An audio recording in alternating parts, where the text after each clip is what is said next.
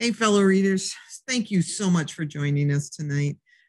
We here at Baker Book House really appreciate your time that you've come to spend with us.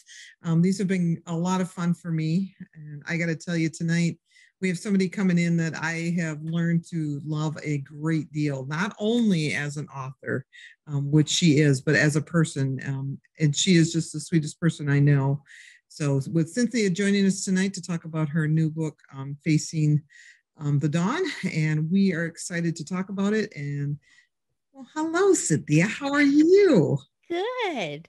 I'm so glad you're here tonight. I'm glad to be here too. This is a great joy. Yes, and your book released a week ago today. A week ago. I think I'm doing pretty well for being a week after delivering a 1.5 pound book. And it's well worth every effort. Let me clue you. I can say without giving anything away, there was one point in the book I was mad at you. So Great. That's always my goal. At least one spot. Okay. Yep. One spot. I'm like, so tell us a little bit about Facing the Dawn. Just give us a little synopsis of the book. A lot of people can read the little blurb that they might find online or on my website or on the back of the book, but I like to just off the cuff tell people that it's a story about a woman who in many ways has felt like all the color has been stripped from her life. It's like she's been hanging on a clothesline too long and everything has faded. Everything.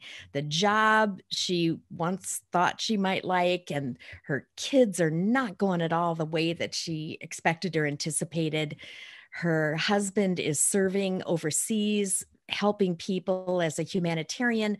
Goody for him. He's getting all kinds of awards for all the kind things he's doing. And she's trying to hold things together at home and thinks she can, and not doing a very good job of it. Everything's falling apart. And then onto that backdrop comes crisis after crisis that throws her into an extreme place of grief and loss. And she's trying to figure out a way that she can manage through it, thinking again, she can do that on her own, and quickly finds out that doesn't work very well either. That sums that book up beautifully. It really does. I love that picture of the color has been all washed out of her. Mm-hmm. I chuckled when you said left on the clothesline too long, but yeah. But no, that's it. That's it right there. That's why you're an author too, because you think of those word pictures. But but yeah. And it has happened to me. That might be part of the reason. There was this beautiful purple comforter. And for some reason, I know, I think it might have been a cat incident. And it was my granddaughter's comforter, and it was hung on the line. And then everybody just kind of forgot about it for a long time. Mm-hmm. It eventually then became unusable because it was still purple underneath there, but it certainly wasn't on the outside. And that just became kind of a word picture of how we feel sometimes when there's when we're facing things, even the normal everyday things that just wear away at us. Yes, I agree. There are times I have no color in my life. Like I said, it was just a beautiful description. So thank you for sharing that part. So, and as we go along, readers, please send your questions in, and we will get to those too. So please feel free at any time.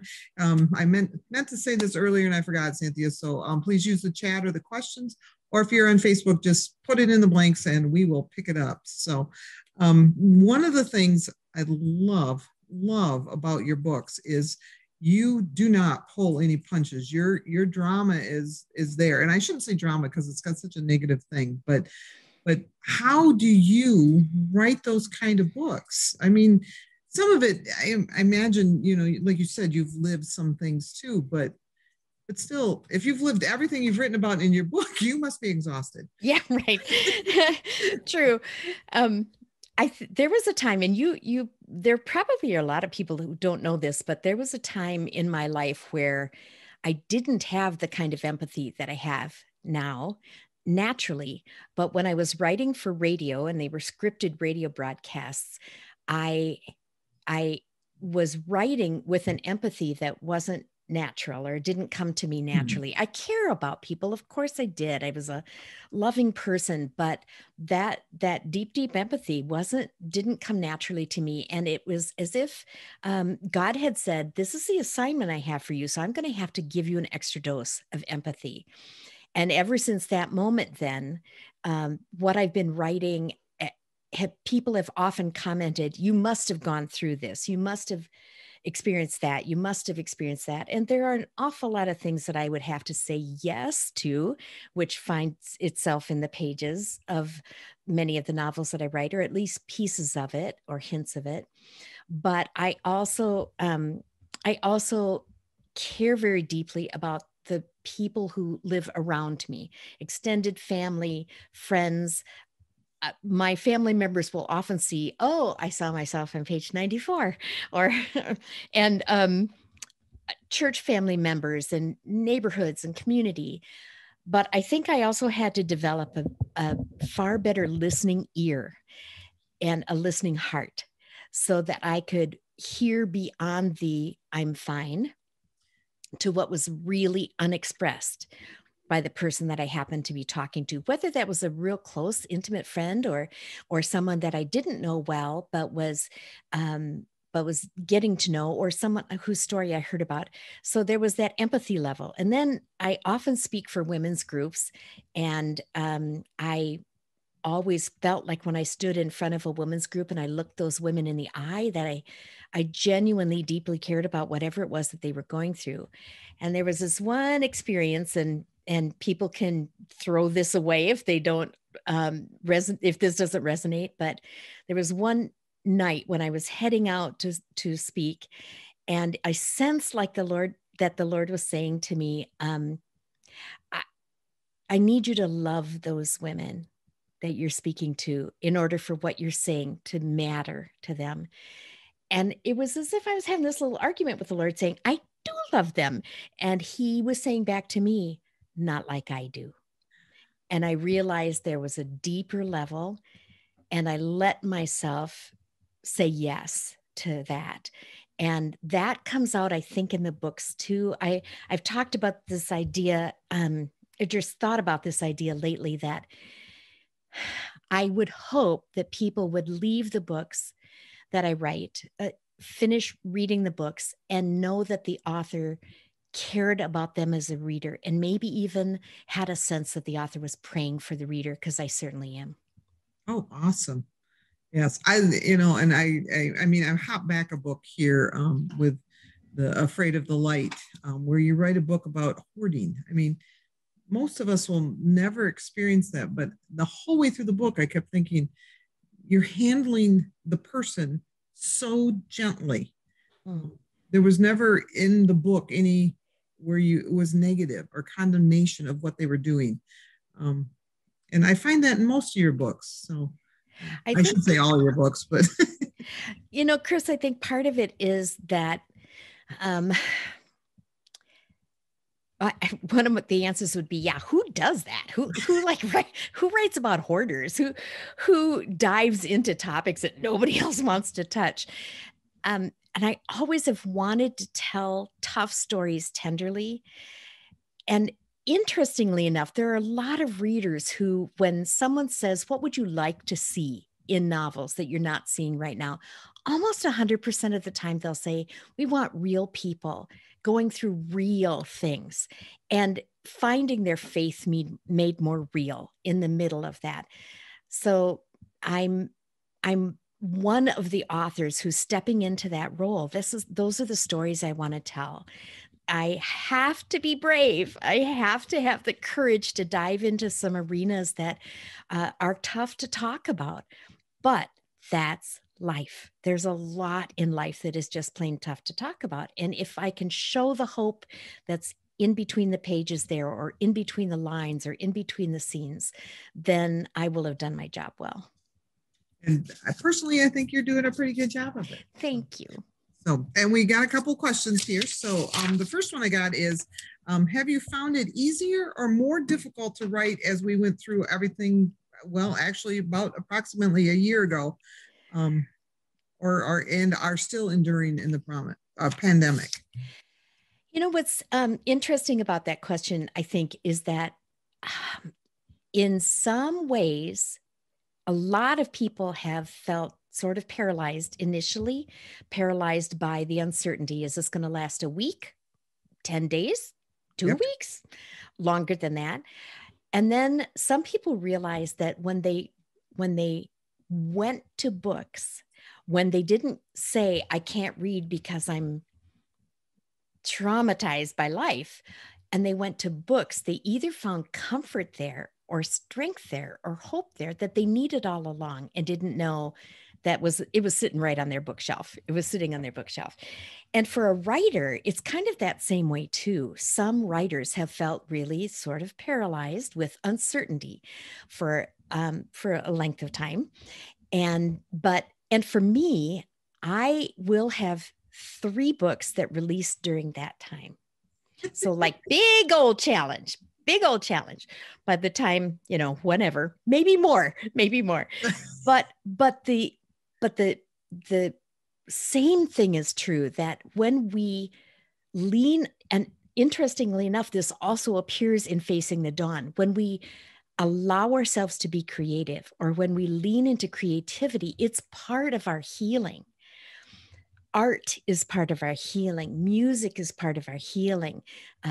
The songs that we may not have played because they sounded too happy, well, maybe we needed a little artificial joy until we could experience it for real. So it's a great question. I have not found it harder to write, but I have found a whole lot of material.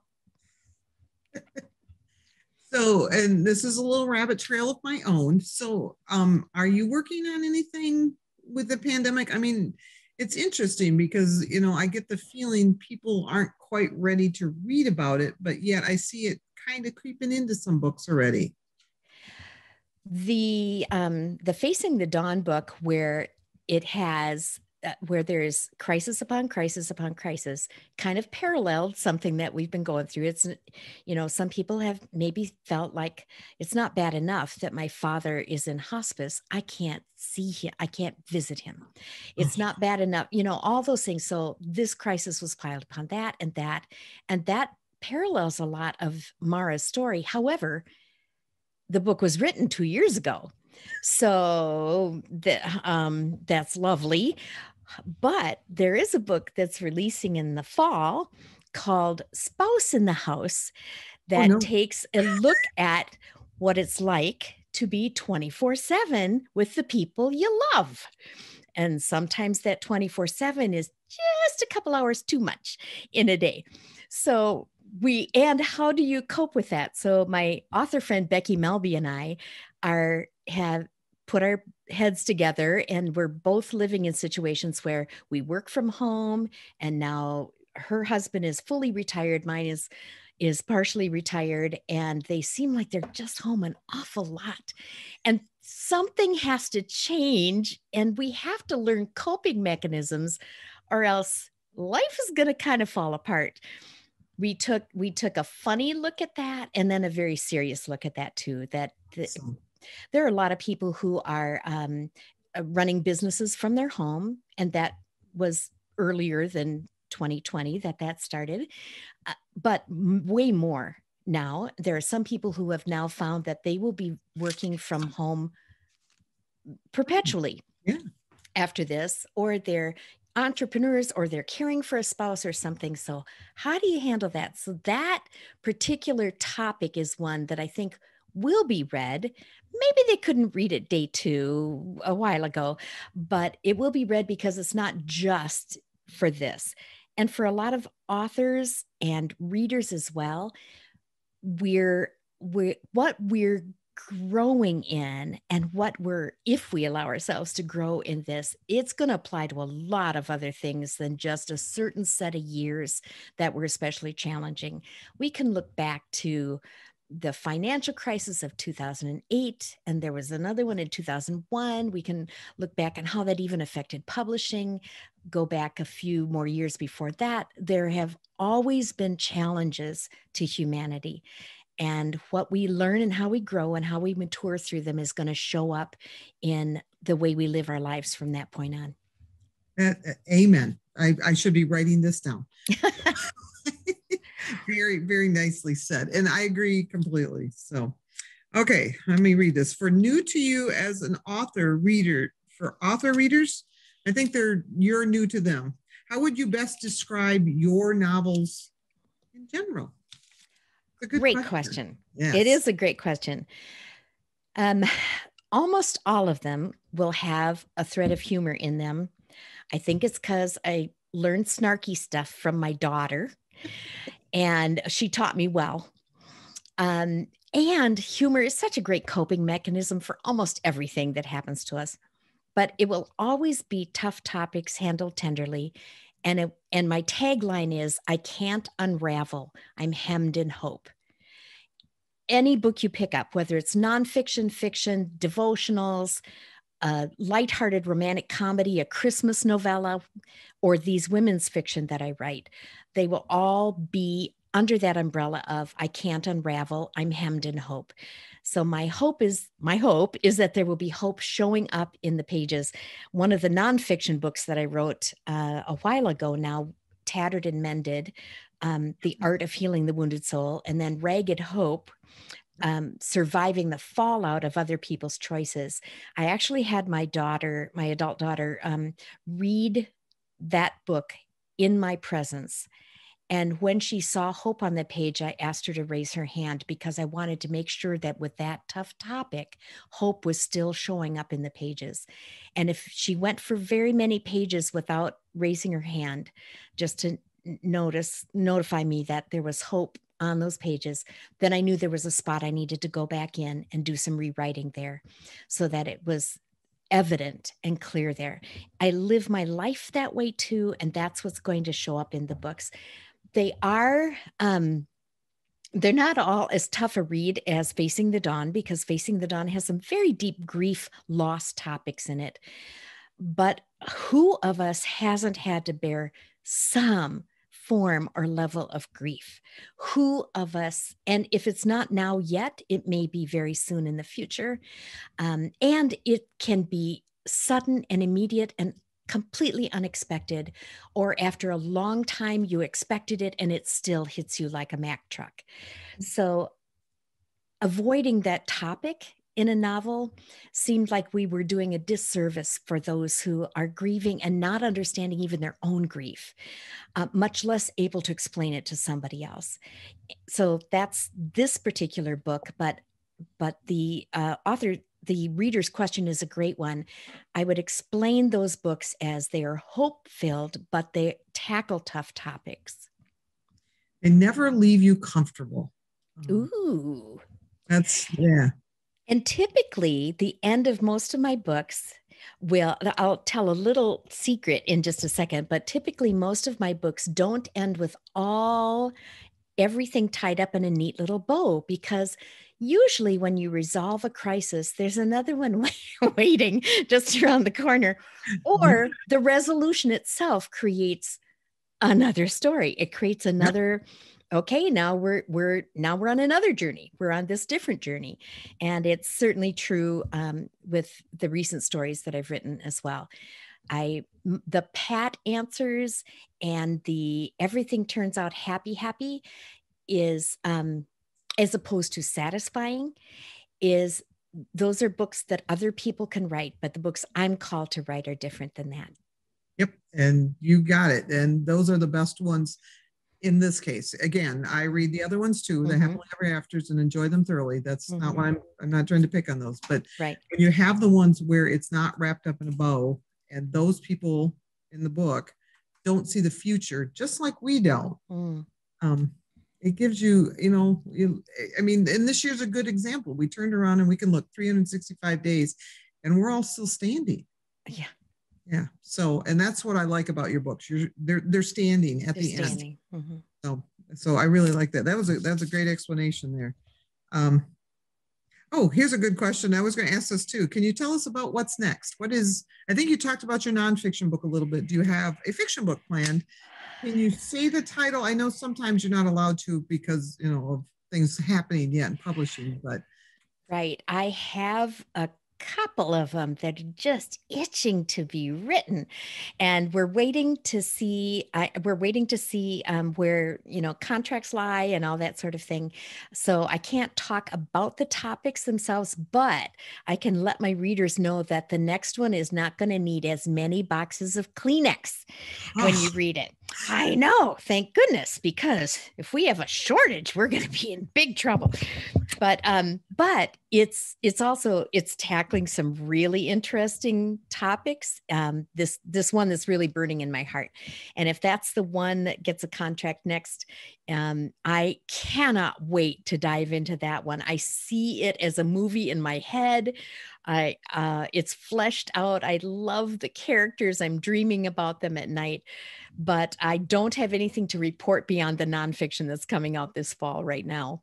And that is a great answer. So, and it's always fun to have a secret. Yeah. So. Oh, that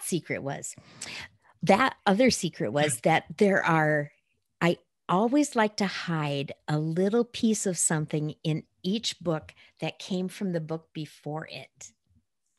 And so readers, if they're reading consistently with the books as they release, they're probably going to find a little something buried somewhere that was from a previous book. I don't always catch them, but when I do, I'm quite pleased with myself. I love that. I love it. Now that I know they're all in there, it's almost like, oh, I should go back and find that one. Yeah, but what was it? Yeah. Yeah. So it's always fun to look for it too. So, here's a good question. Do you like to read for fun and not research? And if you do read for fun, what are you reading right now? The second part is mine. So I love reading just for fun. Because I'm a literary agent also, I do a lot of reading that is work related, a lot of reading great stuff. I also judge some contests, and I'm reading that's been assigned to me, reading some great things too. I have my to be read list is just obscenely too large. And somebody had asked me one time, do I reread books? And I don't dare, because the things on my to be read list are pointing a finger at me saying, don't you do that until you give me a chance. Like, don't go back to that old love because you haven't given me a chance yet. So I'm not a rereader except for real exceptional books. And that I have to have a reason for that, permission, or vacation. Vacation helps too. Right now I have, I like to read a wide variety. I used to not read nonfiction very much, fiction only all the time. And now I have a much more broad scope of what I enjoy reading. I love almost every genre that there is out there. Almost. There are a couple of them that, no, not so much. But and I love reading fiction with a little bit more of a literary feel to it. Just personally, that's my personal opinion. I have Kimberly Duffy's Tapestry of Light on my. It just arrived the other day, so I put it on the top of my stack, my to-be read file, because it'd be really hard to stick it underneath the stack. So I can't wait to get to that one. That's going to be. I think that the cover alone draws you in on that one. Yeah, that's a beautiful cover. I know Bethany Baker Publishing, their covers have just been breathtaking. Yes. So because I love Facing the Dawn. I mean, that's such a beautiful cover. So. Here, I got distracted by a cover. Sorry about that. Somebody wants to know if you have or had a prodigal in your life. Yep. I won't just leave it there. And that's legit. Yep, it's legit. Okay. I have some good prodigal stories. I really have some good prodigal stories. My daughter and I did not see eye to eye from the time she was 11 to 19. So a small season of her life. And now she's one of my closest friends. And we love being together more than just about anybody else.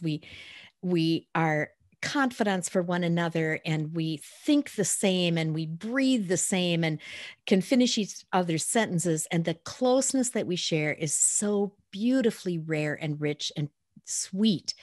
If you had told me at 13, 14, 15, 17 that that was possible, I would have had a few doubts about it. And she and I have talked about this freely, partly because she has a teenage daughter right now, my granddaughter, whom I love dearly, but chuckle a little with what my daughter's going through, which is perfectly normal stuff, My brother was one of my brothers, my two brothers, was a prodigal for a while, where he left college to go find himself. I was thinking about this the other day. It's many, many years ago, but I remember the pain of watching him walk away from the family and all that we knew and loved, not knowing if he was going to even survive that.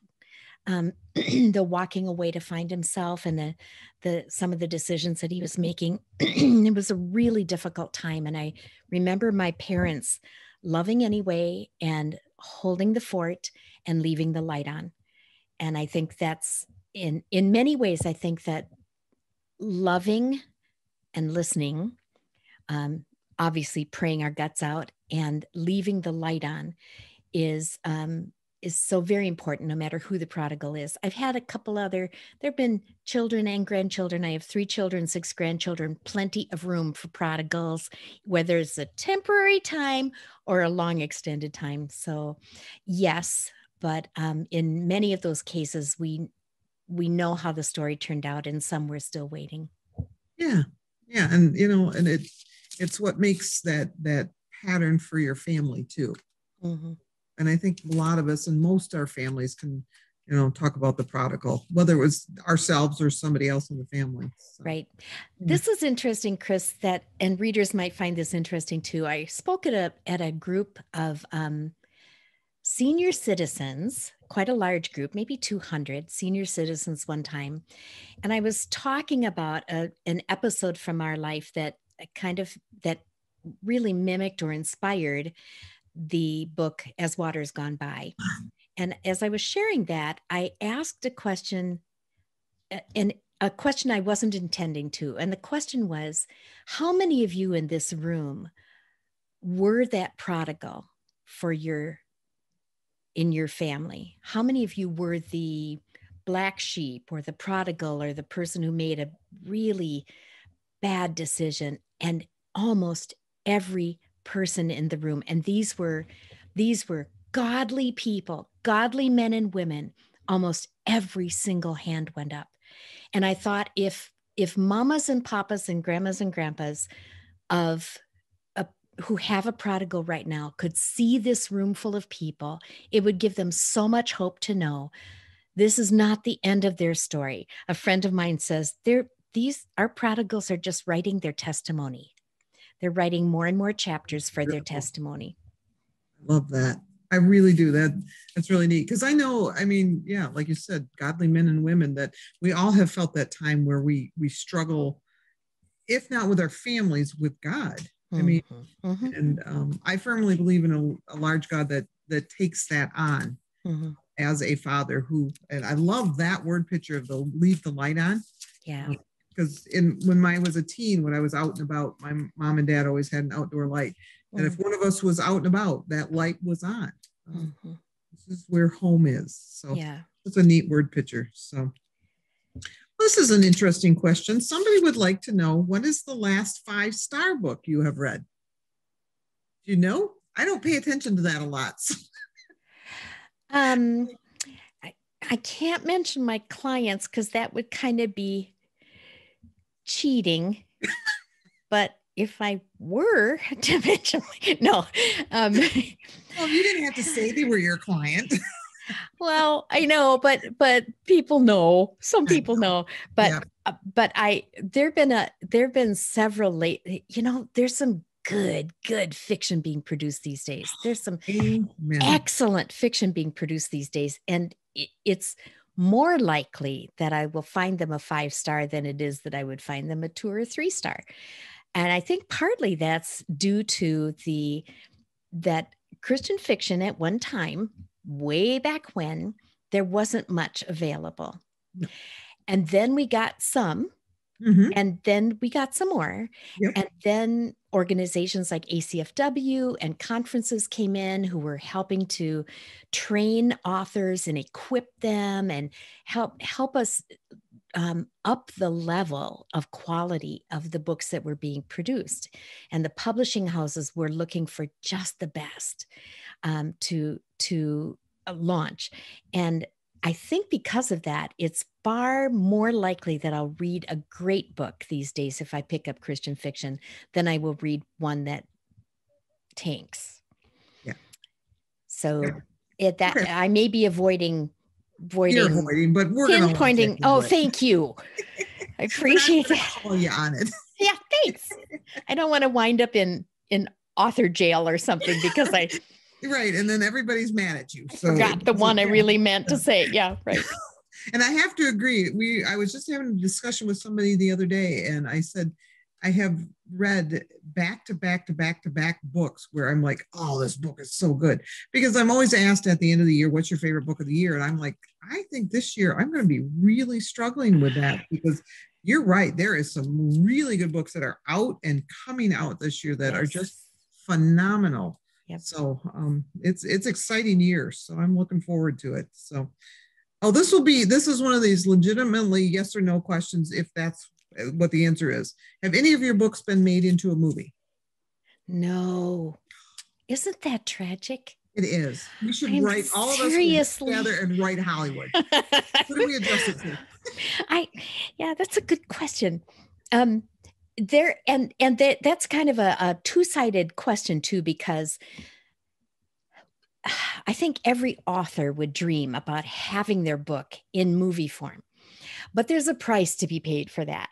And that price sometimes is the producers of the movie may change a few things. They might change something that was very dear to you as an author.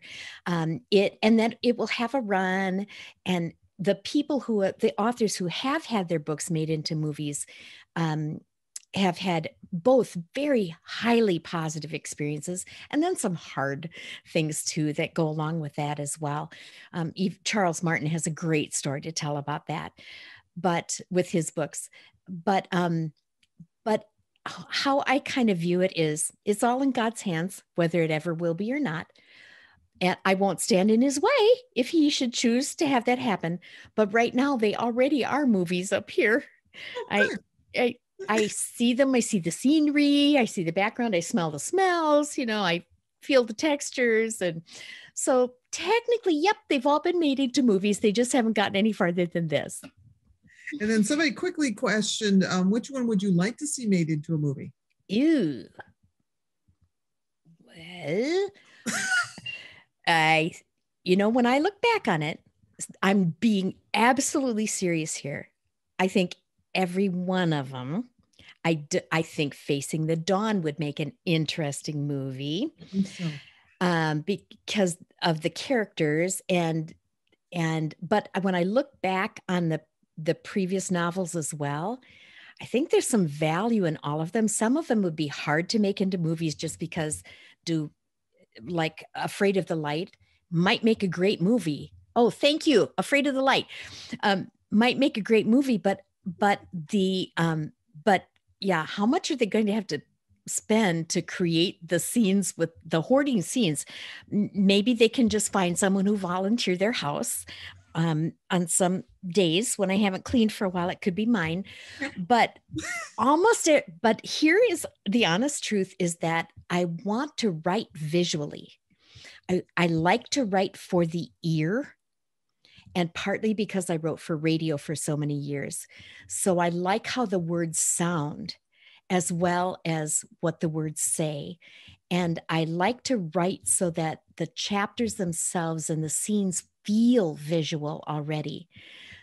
So if I were to have the ear of a Hollywood producer, I might say this won't be hard because they're already written like that. They're already written visually. But if I were to have one that would be pet or a favorite one, in addition to Facing the Dawn, because that's what's on my heart right now.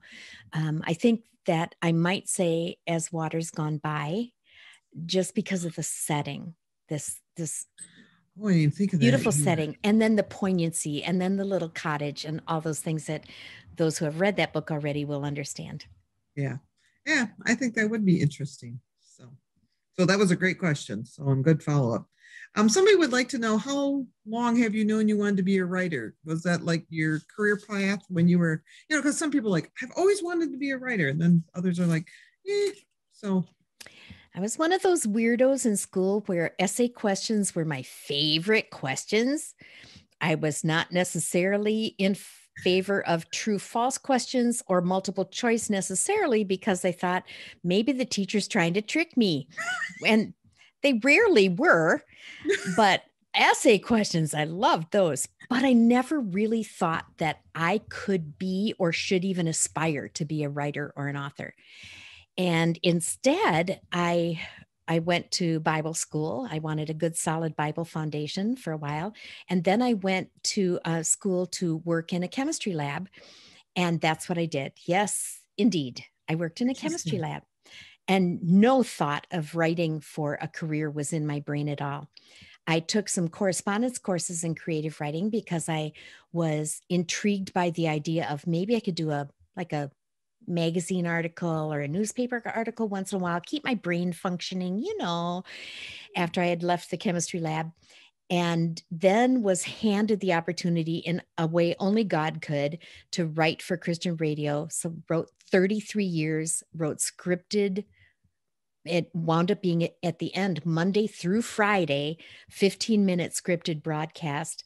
And all that time, I didn't realize it, but I was writing fiction for the slice of life scenes and nonfiction in the devotional thoughts in each of those broadcasts. So then I started going to writers' conferences to figure out, could I write more than 15 minutes worth? Could I write a whole book? Could I write a whole novel? Somewhere around 2000 or something like that. And after I joined American Christian Fiction Writers, ACFW, then I really got serious about digging in. What does it take to write a novel?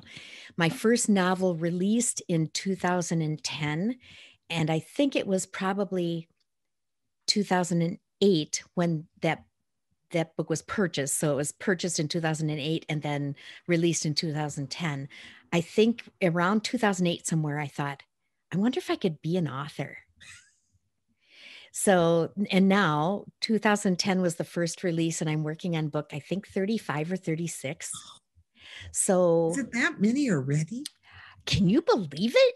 That is awesome.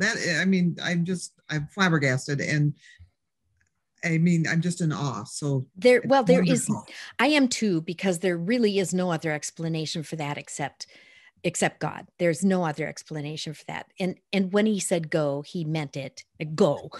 So I did, and still am. And, but even now, I still consider it this rare and beautiful privilege to do this. It's not that I set out to do it from the beginning, as a child, like so many have had that burning in their heart for so long. All I wanted to do was to say yes to God, whatever he asked of me. And first it was, well, not first, but one of the first things was the radio ministry, and then writing, and now helping other authors get their books into print too. Yeah, because you do work quite heavily with the ACFW. And I'm not sure quite where in the structure you are, if you're part of the board or what. But no, I'm okay. I work as the professional relations liaison. That's and the connection of that is that it's afforded me these beautiful opportunities to get to know retailers, to get to know publishers, editors, those within the industry, to care about every level of that, to care about their success, bookstores' success, and book clubs, and authors, and everybody else, and all that whole mix. I care about the industry itself, as well as caring about the readers too. Yes. So, and those of you listening, she does. She is amazing. And one of the readers asked, how do you balance or find balance in your life? I gave that up a long time ago. No. One of the secrets is I don't dust very much or very often. And we don't have a lot of drop-in companies, so that's good. But I love you now. You were my And here's a good tip, that if you're wearing socks, but you're on your way to the laundry and the socks are going in the laundry anyway, just use your socks to dust whatever it is that is on the way. And because they're going in the laundry anyway, it'll be fine. But you should read a house care book. It's brilliant. I really do, in a way, try to keep a low maintenance house. It's usually fairly neat and picked up, and just don't turn the lights on. I mean, candles are there for a purpose, but in this idea of balancing, it's impossible, and it's especially impossible for an author. It's impossible for just about anybody. The best I can hope for is that I will stay so in tune with the Holy Spirit of God that I will know, what am I supposed to be doing in this moment? I might have a deadline for something, and I can see in my husband's eyes that he needs me to turn away from the deadline to hold the ladder for him while he climbs up on the roof. That was a dumb idea last week, but in Wisconsin, and then, well, it got worse. Anyway, the point of all of that is that if we strive for balance and we're looking for this perfect balance that just kind of stays in equilibrium all the time, we're going to be so frustrated. But if instead we walk according to the Spirit and we're listening for when he says, turn away from that and do this, or I know that makes sense, but I'd rather you did this right now. That's not easy either, because we get distracted by so many things, and our ears get wax in them. Our spiritual ears get wax in them, and we're not hearing quite clearly, or we're listening to ourselves instead of listening to the Lord. But if I'm aiming for that, to keep listening to the move of his Spirit, and to recognize, stay attentive, and to notice when this need has to take a priority at this moment. And then if I've had to ignore something else, then as soon as I can, get back to that other thing. That's the best that I can hope for. But I think that's also the life that God can work with. Yeah. Oh, that's a great answer. I love that. So somebody wants to know, how much research do you do specifically for your fiction, and if it includes your nonfiction, please include that. But I'm always interested in the research you guys do. So. I do a lot of research, and usually the research part is the largest time consumer for writing a book for me. But I do it in bits and pieces. So most of the time, it might be like for Afraid of the Light, I did a whole lot of research on hoarding. Some of it was reading psychological things. Some of it was watching hoarders, binging on hoarders. I knew I couldn't use that as like legitimate research necessarily, but it gave me a feel for some things that then I could use the more academic research about hoarding disorders and incorporate those sort of things in what I did. In Facing the Dawn, I had to do some research that some of it I can't talk about because it's integral to things that readers have to discover as they're going through. But that research too, often I'm getting little jots and notes and bits and pieces. What I do, not every author can or should do this, because it's not that I'm recommending it, but this is how I do it, is that I dump all of that into one document. And then I start at the top of the document and I start writing, and I go back and look at what's at the bottom of the document to see what have I not incorporated, or oh, here's a good tidbit. And I can see which chapter that would go in or how that would fit in. So I do a lot of research. Some of my research is observing people. Yeah, and that shows in your writing because your characters are so relatable and so like, and like you said, oh, I find myself there. So I should mention too, for Facing the Dawn, I did some research that meant I needed to talk to people who had actually been to places that I had not been. I needed the smells. I needed the flavors. I needed the color of the dirt. I needed how the air felt, all of that. And that was invaluable people who had been there and lived there. And that's good advice, is if you can't get to where you need to be, that's very good advice for authors. So, and then somebody wants to know, and I think you touched on this a little bit. Are you one that fully plans out the whole book, or are you more kind of just move along and then get surprised along the way? Is my editor listening? Yeah. No, I'm okay. Sure she's not. Everybody has their own method. Everybody has their own method, and what works for one doesn't work for another. But for me, oftentimes I'll have a title and one scene idea and have to take off from that. And for Facing the Dawn, I had the first scene in the principal's office, and that's all I had. Really? And I had no idea that it was going to go way, way deeper than that. I didn't know till I got rolling that God was going to ask me to take it way, way deeper than what I had envisioned. That's amazing. But the interesting thing was, in the old days, I used to have time enough to just experiment for a while. Now I do my own version of an outline, which is, if I'm going to have 40 chapters, I number 1 through 40. And then I know in chapter 10, something's got to happen. And then midpoint of the book, something big has to happen. And then about chapter 30, something horrible has to happen. And then about chapter 35, I'm going to have to start winding it up.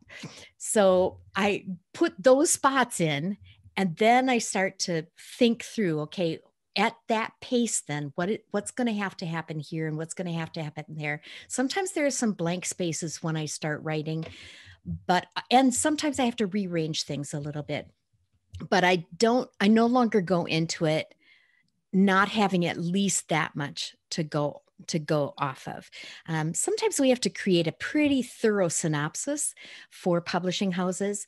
And other times I've had a couple of books where I think Christmas novellas, most likely, where I had a paragraph and the book was sold off of a paragraph of an idea. That's a good paragraph. It was really hard to write those books, though. I had no direction. But eventually I loved how they turned out. But and I'm not teaching classes on how to do it this method, but instead just encouraging people that whatever works for you, for the way your mind works, we are wired all so differently. And then to not fight it and try to be the other kind of writer. That's good advice. And I think that's one thing I've learned as I've met more and more authors, is that everybody is different. I mean, anytime you train anybody for any job, you will find your own rhythm and go with that. So I think that's great advice. Somebody wants to know, do you write more than one book at a time?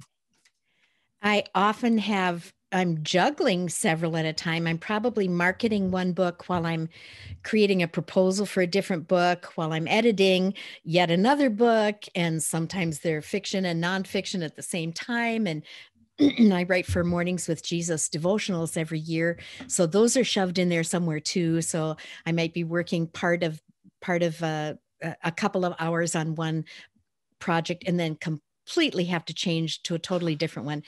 Keeping track of the characters is sometimes difficult that way. But I don't know that there are an awful lot of authors that don't have to do it that way.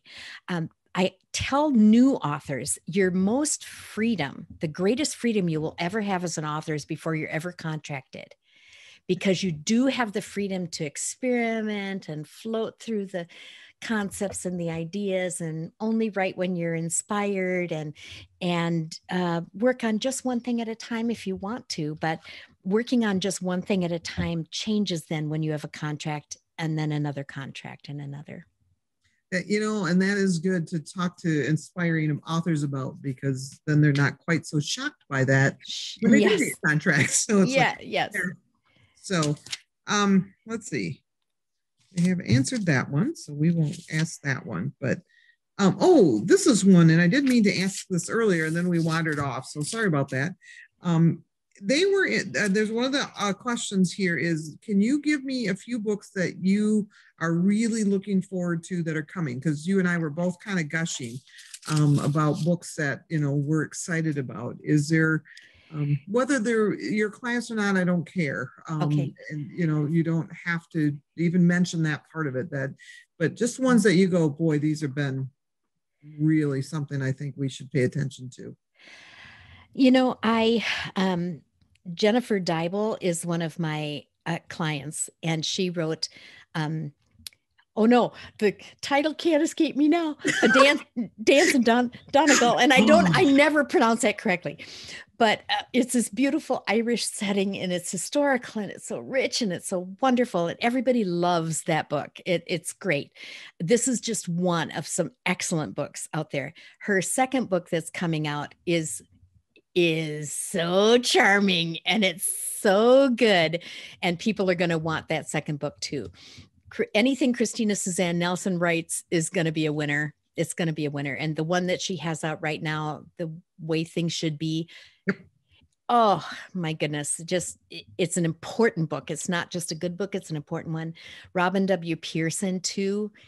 Every book that she writes is a winner in my estimation. She tackles some subjects that other people don't, but she has such a beautiful way of expressing it on paper.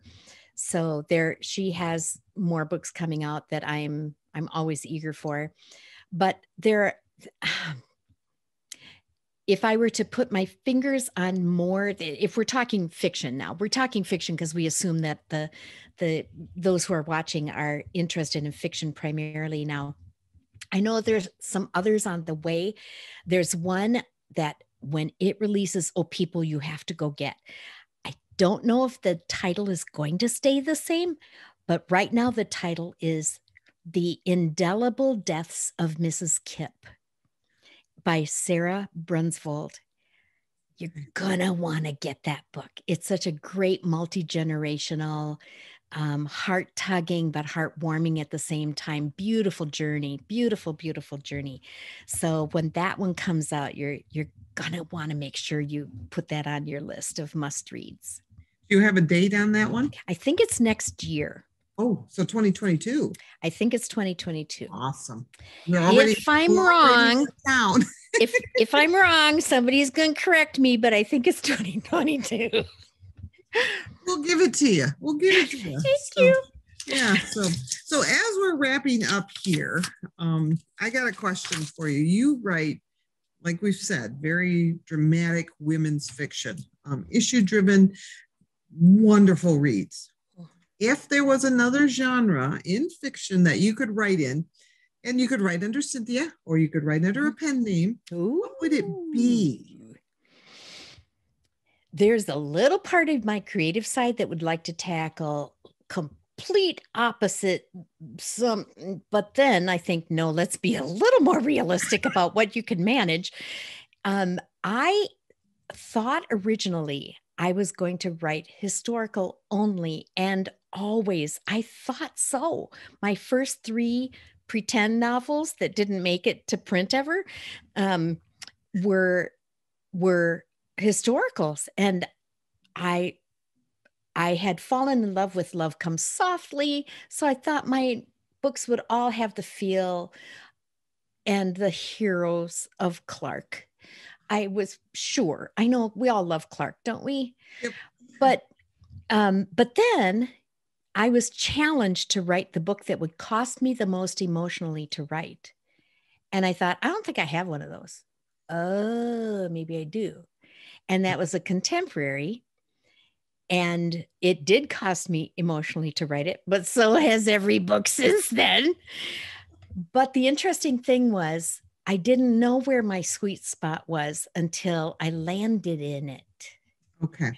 And so for right now, that's what I do. But I also love writing romantic comedies. And if I were going to experiment, I might experiment with this historical that is not necessarily a common era, which probably means it wouldn't sell, but it might give me a lot of joy. It might give me a lot of joy. I've been watching some medieval, not Netflix, Amazon Prime videos. I've been watching medieval things thinking that would be fascinating. There's not a shelf for that in the bookstores. No, not really. Not much, but you never know. I mean, is it not on the bookshelves because it hasn't been written? Or is it because I don't know? There's one, and I can't see the title right now that I'm reading that has a medieval element to it. And to be honest with you, I kind of enjoyed it. It was interesting. I didn't expect to enjoy it as much as I did. And so from your mouth to God's ears, from your mouth to God's ears. So we'll look for you under a pen name, good medieval knight pen name. Oh my goodness. So this has been a delight. I mean, I've got a pile of questions, and I'm sorry we didn't get to them all. Please feel free to jump on Facebook and answer some more if you see some on there, Cynthia. Oh, I certainly will. Yeah. So I have just absolutely loved doing this. I mean, the only thing better would have been to have you here. So, but that's coming someday. We'll do that again. Yeah, so, that'll be fun. But thank you for joining us. I really appreciate it. I know I feel like I've gotten to know you a lot better. And I appreciate that too. So. Well, I appreciate you. You know, I love Baker Bookhouse. I'm so grateful to Ravel for giving me a chance to write this book. It's, and I'm so grateful for the readers and those who tuned in tonight, even if they were bribed. Yeah. I won't say who that was. But okay. She's sending me chocolate. If any of you ask, she's sending me chocolate. I have a little thing though. I have a little extra little gift. There is a song that one of my launch team members actually told me about that is so perfect for facing the dawn. And anybody who views this or was watching with us tonight, if they contact me on my website, and all they have to do in the contact me thing is just write me a little note that says song, I will send a link for that song to them, and they will see how, even as they read the story, they'll see that's the perfect song for that book. Awesome. And what is your website's address? It's CynthiaRuchti.com. While my name's still on the screen, capture that last name spelling.com, or they can reach that very same website by going to hemmedinhope.com. Awesome. Thank you. Thank you for sharing. Thank you, everybody, for joining us here tonight. Let me tell you that Cynthia's books, Facing the Dawn, is available until the end of the month for 40% off with free shipping from bakerbookhouse.com. So if you haven't read it yet, order mini. You're going to want to share it. Let me clue you. I've shared the book several times with people that aren't customers, are my poor family. But they all love your books, so don't feel bad about that. So please feel free to go on bakerbookhouse.com and order your copy today. You're also welcome to contact Baker through phone number, and if you have any questions. But thank you for joining us tonight, and we hope to see you all soon, and keep on reading, folks. Good night.